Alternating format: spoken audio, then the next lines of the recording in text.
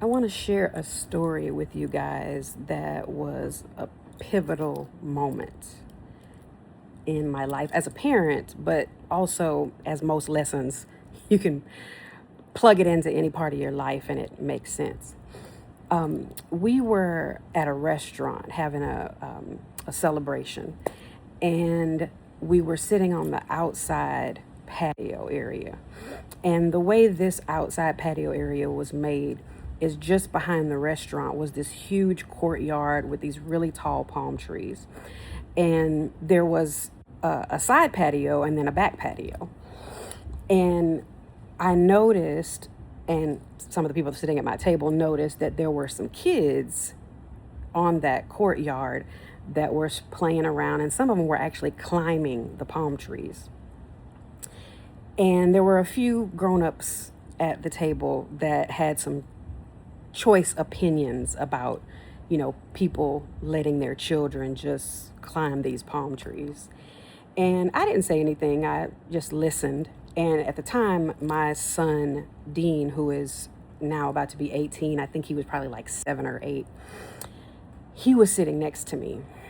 And as I heard the people at my table, talking negatively about these children climbing the palm trees, it hit me like a moment of clarity really came over me. And I thought to myself, maybe that's the difference. Maybe the fact that these children are in a courtyard climbing a tree, no one seems to be upset with them. It's not like any of the authorities or the restaurant staff is trying to stop them. They're outside. I mean, it's not like they're in the middle of a restaurant trying to climb a palm tree. So it seems harmless, but maybe the perceived nuisance that some of the people at my table were making it out to be, maybe that's the difference in the long run. Maybe children should be allowed to roam freely, in a polite manner. They weren't disturbing anything. It's not like they were taking the plates from the restaurant and throwing them at the tree or anything like that. They just were simply climbing the tree. And I thought to myself, what if something this simple is one of the steps to raising a child that goes out and has confidence, goes out and taps into the world around them, goes out and isn't afraid of making certain choices, gelling with certain people. What if this little small thing could actually shift and change the way a child grows up? And so in that moment, as I was processing it, I looked over at my son and I said, hey, did you want to go run around in the courtyard? And he just kind of looked at me like, really? I said, I said, you see those kids climbing the trees over there. Did you want to go climb the trees with them? And around about this time, it started to actually drizzle outside. And my son said, but Mom, it's raining. I said, well, it's just water, and it's not like it's pouring. It's just drizzling. It was half drizzling and then half sun coming out, that type of weather. I said, well, it's just drizzling and it's just water. And he just looked at me with this excitement on his face and he said, yeah, I want to go climb the tree. And so in the midst of some of the grown-ups at our table talking shit about the kids going up and down the tree, here I go send my son out there to go up and down the tree. And he went. My husband didn't say much. I think by this time, he understood my parenting style and my thought process. And I will have to tell you that moment has really shaped the way my son and my children in general show up in the world. My sons are not afraid to talk to adults or talk to authority. They're not afraid to take up for themselves, even in the face of authority. They're not afraid to try things. They really are on their path as far as their interests. and what it is that sparks joy for them. That changed me not only as a mom, but just as a person in general. And it also made me ask myself, how many times have I been in a position where I could climb the tree, but because other people were talking shit about letting folks climb a tree, I decided not to.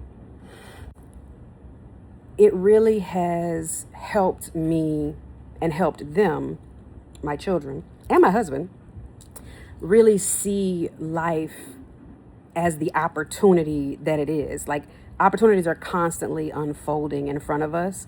And if we hold on to certain thought processes and we don't question our norms, we can find ourselves in a place that we really don't belong in, just simply because that's just how things are. And even to this day, my youngest son doesn't quite remember that moment. My husband remembers, and I definitely remember.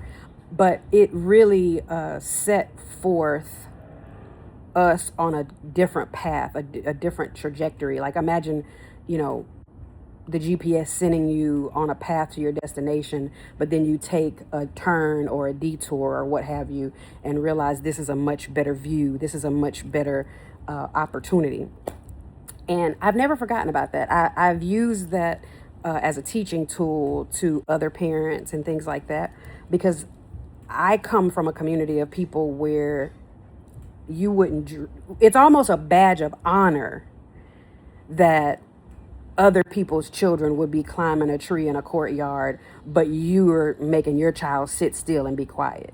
And keep in mind, other than the children climbing these palm trees, this is a big courtyard that actually joins not only the restaurant we were at, but a restaurant next door, as well as a big high-rise living complex in a very nice area, by the way.